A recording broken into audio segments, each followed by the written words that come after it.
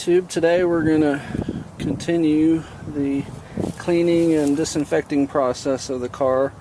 I'm going to go ahead and remove the seats, and at that point I'm going to look and see how much more work it would be to get the rubber floor out and go ahead and thoroughly wash it before putting it back in. I apologize about the wind. All of a sudden it decided to start having 30, 40, 50 mile an hour wind gusts, whatever they are, so apologize about the sound quality. We're going to start by looking here.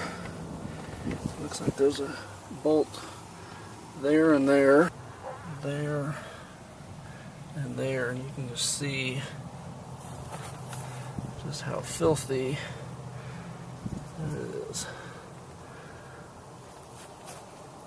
So this is a well-needed cleaning. So it actually ended up being an E12, and I'm lucky I actually have an E12 socket. And since it's not a nut, it's a bolt, I don't need the deep socket.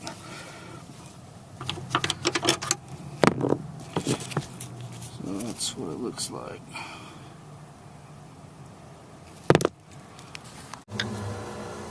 Alright, I got the E12 bolts out, all four of them, and you'll notice there's electrical connectors there and there and there, and not a whole lot of room for them to reach, so I'm going to have to disconnect those. While I was doing that, I noticed one other issue, apparently unique to the Dodge, or at least unique to all the vehicles I've ever owned. The seat belt is connected to the seat, not to the pillar here, so I have to disconnect that from the seat before I can totally remove the seat. Although I should, once I get the electrical connectors out, be able to at least get the seat physically out of the car. You know, the seat belt's long enough, it should reach.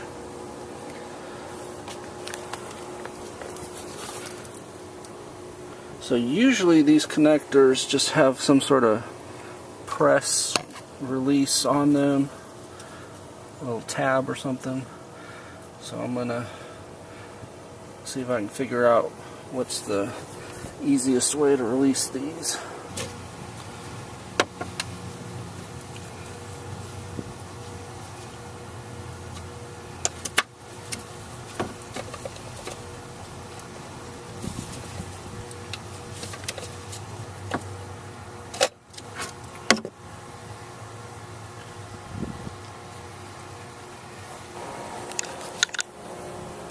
The things you discover, it looks like a mouse has been living under here. So, wonderful thought, huh? So that's how you remove the seat belt from the seat. Thankfully, it looks like it's the same size connector. Had this plastic trim on there. Looks like it just kind of snaps into place.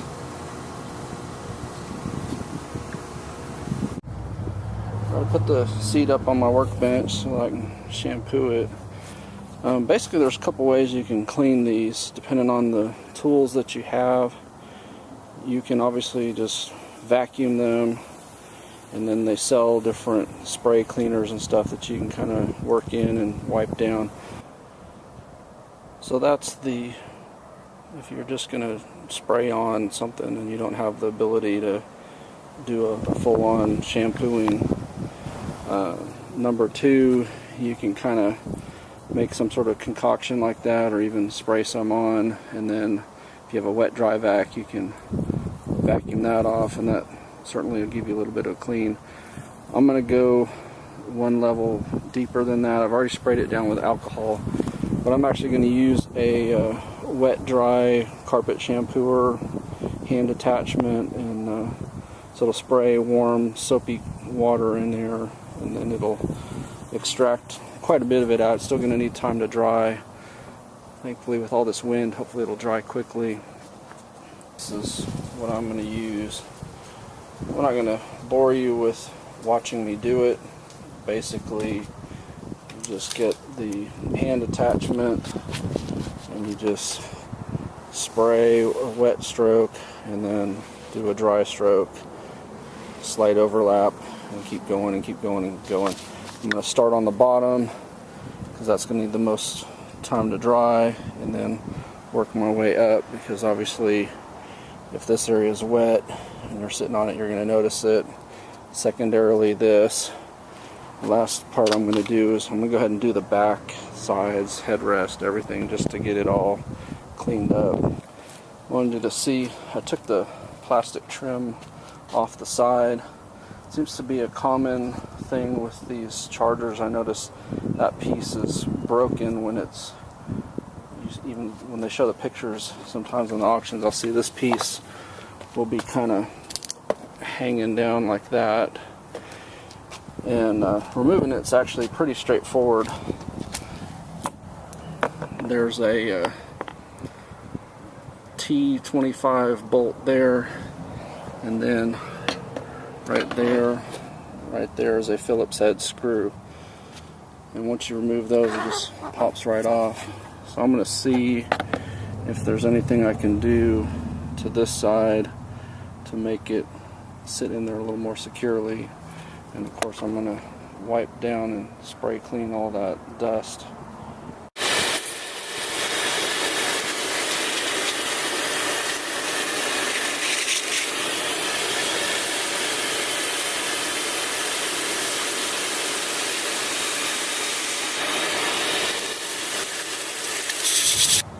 So that's the water that I sucked out of the driver's seat.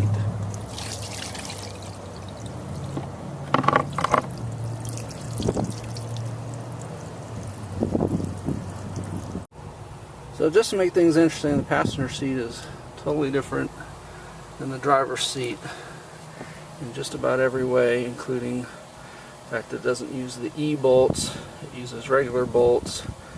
They appear to be metric. I tried loosening those first and got nowhere, so I'm guessing it's actually those that hold it in the car. So this is what it looks like without seats. The driver's side looks like it had the 4 E12 bolts, and then just to be completely difficult, passenger side had 2 15 millimeters in the back and 2 17s in the front. And now for the nasty part. I really don't want to find what I'm afraid I'm going to find underneath all of this, but I guess I got to do it. So I'm going to show you a little progress. I decided it was going to take me too long to try to get the whole rubber floor out, so I'm just cleaning it really thoroughly. I sprayed it down with disinfectant and cleaner, and been kind of wet vacuuming it up, so it should be clean and smelling fresh. And then I've been using the scrub brush on the spots that aren't coming up real easy. There's some stuff that looks like the dirt was probably here when the car was made. So anyway, it's just a slow, monotonous, disgusting process to suck up all the dirt and God knows what else is in here. But the end results are very satisfying, as you have a clean, fresh smelling vehicle.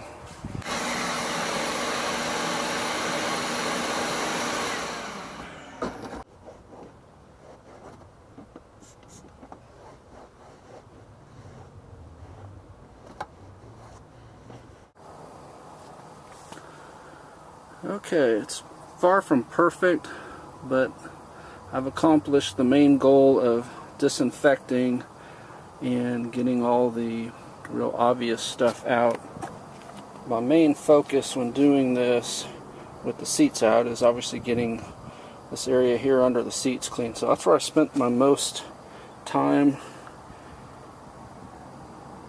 The nice thing is with the seats in, I can still touch up these areas pretty easily, whereas getting to here, if you're going to do it right, pretty much requires the seats out. there's not really a good way to get under here with the seat in. So like some of these things where there's some residue from the cleaning product and stuff, I'm not really worried about that because I can clean that up. I'm going to give this a final wipe down, this time with a microfiber, and that should take care of a lot of the staining, and I'll get the seats back in. So I'm confident now that the car's been disinfected. I used bathroom toilet cleaner and alcohol 91% plus various regular car cleaners, so this thing's been thoroughly cleaned.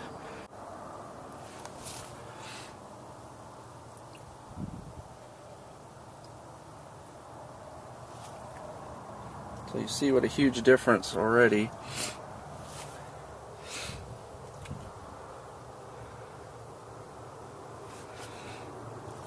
I will point out this is the risk of using alcohol or anything real harsh. This is not dirt, this is where the colors come out, so you kind of do a toss-up. Do you want it sanitary or do you want to risk discoloration there? So I opted for sanitary. You see the front.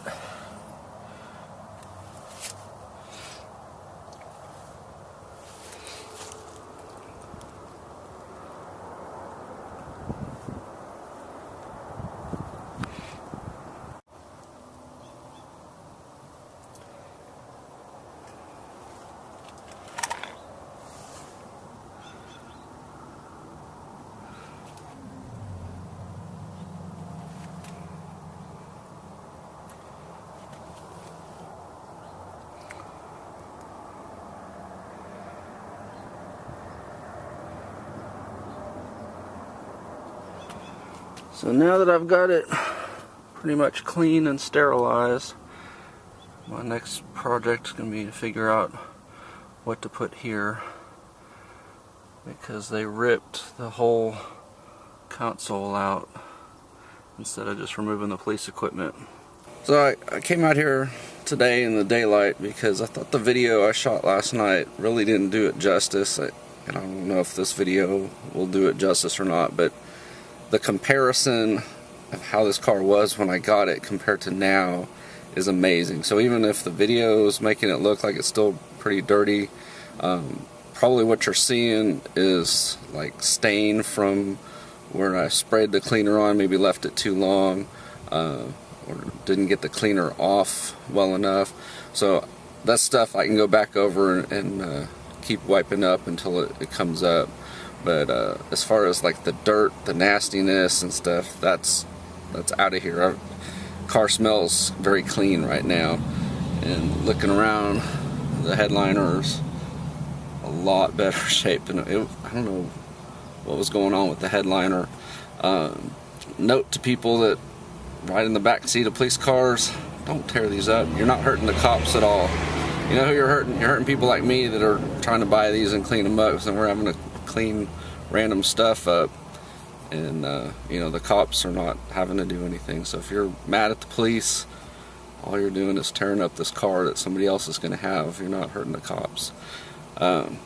Anyway, I'm pretty happy with the results thus far. I'm certainly far from done, and I'll keep shooting these videos, and you'll see slowly but surely this car is going to come around to where it's going to be a nice, clean, safe, fun car to drive.